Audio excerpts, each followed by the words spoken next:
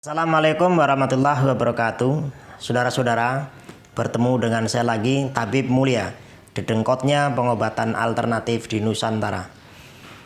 Pada kesempatan kali ini saya akan membicarakan atau membahas masalah stroke dan asam lambung. Akan tetapi saya berbicara sesuai kapasitas saya sebagai seorang tabib yang dianggap sebagai sesuatu yang dianggap oleh banyak masyarakat itu sebagai pengobatan atau metode yang dianggap bukan utama atau pinggiran atau jalur lain lah seperti itu. Saya berbicara dengan kapasitas saya sesuai dengan disiplin ilmu yang saya pelajari dan saya mengerti. Stroke. Jadi begini, apa sih stroke? Jadi stroke adalah kondisi di mana aliran darah yang ke otak ini mengalami sumbatan, bekuan, atau bahkan terjadinya pecah pembuluh darah yang di otak sehingga menyebabkan terjadinya kelumpuhan, ya, terjadi hilang kesadaran, cacat baik temporer maupun permanen, bahkan efek fatal lainnya adalah pada kematian.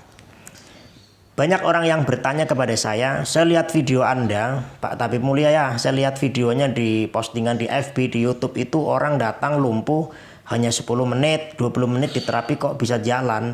Sementara saya membawa saudara saya, bapak saya, kakak saya, tapi udah berkali-kali kok nggak ada perubahan atau belum menunjukkan progres yang membaik. Itu bagaimana?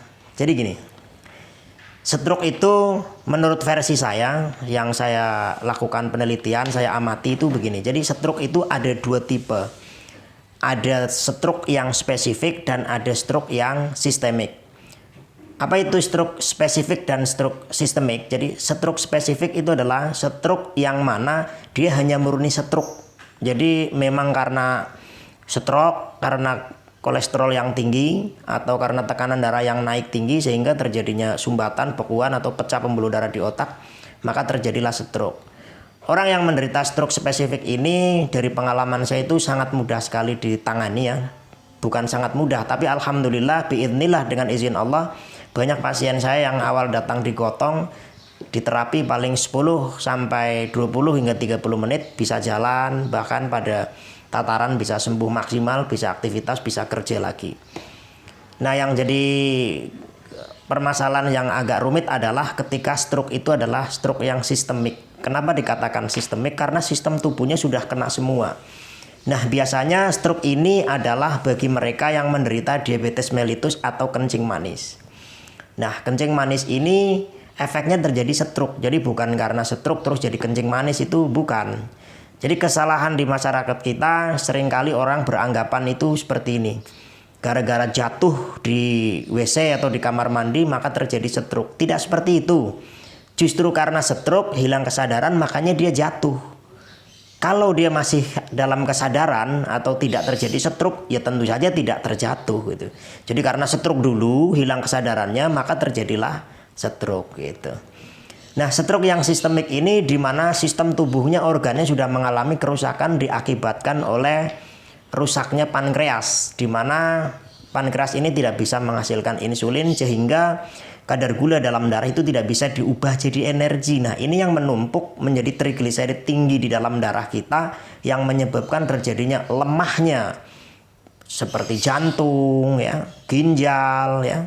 Terus pankreas juga otomatis lemah, paru-paru, lambung, syaraf, otot itu mengalami kerusakan secara sistemik, tersistem gitu.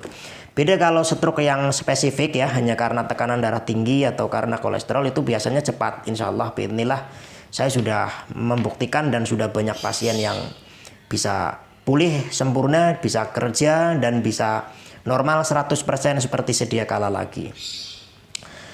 Terus bagaimana penanganan stroke spesifik dan stroke yang sistemik itu? Kalau pengalaman saya banyak faktor ya, banyak metode ya. Metodenya itu diantaranya adalah ada bekam, ada fastu, ada totok punggung, ada yang dimasukkan, ada herbal-herbal yang kita masukkan, ada madu, ada habatus sauda dan macam-macam. Adapun terapi fisik lainnya itu tentu silahkan datang ke tempat saya. Jadi bagi Anda yang punya keluhan atau ada riwayat orang tua keluarga punya diabetes mellitus atau kencing manis, harap rajin cek kadar gula Anda untuk bisa mengontrol kadar gulanya. Karena orang yang punya kadar gula atau diabetes ini sangat terjadi potensi terjadinya stroke yang bisa menimpa, menyerang, terjadi kapan saja dan di mana saja tanpa mengenal usia. Banyak pasien yang datang ke tempat saya usianya ada yang 13 tahun, 24 tahun, 25 tahun, 30 tahun. Bahkan pernah ada yang usia 9 tahun sudah terkena stroke karena diabetesnya yang sangat tinggi. Jadi itu saja pembagian stroke versi saya. Semoga bermanfaat. Ya, apabila ada keluhan-keluhan bisa dikonsulkan dengan saya, bisa chat di nomor WA saya. Terima kasih, semoga info ini bermanfaat. Wassalamualaikum warahmatullahi wabarakatuh.